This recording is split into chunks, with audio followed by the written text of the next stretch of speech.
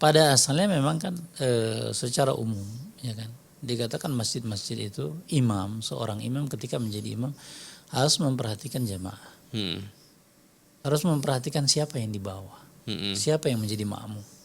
Ketika ada orang tua, anak-anak yang tidak tahan berlama-lama, orang tua yang sudah terlalu tua misalnya, kalau kita baca surah panjang dia bisa pingsan, bisa capek, bisa jatuh misalnya. Nanti nggak datang lagi akhirnya gitu ya. Nah itu di masjid-masjid yang mukim misalnya, apalagi kemudian masjid-masjid yang di pinggir jalan. Maka dikatakan Muaz radhiyallahu anhu, salah seorang sahabat Rasulullah, ketika dia membaca pada waktu sholat Isya kepanjangan dengan surah yang panjang, kemudian makmumnya ada yang tidak sanggup, sehingga kemudian mengadu kepada Rasulullah. Dia mengatakan, ya Rasulullah, Muaz baca sholatnya panjang kali, membuat saya keluar dari jamaah itu. Apakah kemudian Rasulullah mengatakan, oh makanya iman itu harus tebal, kan enggak? Iya. Tapi kata Rasulullah, afattanu anta ya Muaz. Muaz kamu membuat fitnah.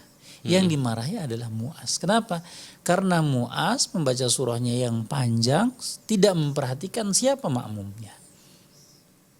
Jadi menunjukkan bahwasanya bukan kemudian kita tipis imannya sehingga kemudian masalahnya cepat. Maka harus perhatikan wahai para imam. Maslahat orang yang di belakang kita, apakah ada orang tua atau anak-anak atau wanita yang kemudian perlu cepat dan sebagainya, maka janganlah kemudian membaca yang panjang. Tapi kalau misalnya lingkungan pesantren, semua anak didik yang masih segar-segar, masih muda, kemudian mau baca panjang untuk memurojaah hafalan kita atau hafalan dia, silahkan. Lihat bagaimana Rasulullah untuk menghafal ulangannya. Maka dia melakukan sholat sunnah. Maka dikatakan tulal qiyam, dikatakan Rasulullah itu kalau sholat tahajud sampai kakinya bengkak. Kalau pagi didapatkan bengkak kaki. Kenapa? Karena ketika malam dia berdiri cukup panjang membaca. Kalau kita kan Kang Batur nih bangun tidur matanya yang bengkak kan, bukan kaki yang masalahnya. Ya bengkak matanya gitu. Allah Ta'ala. Baik.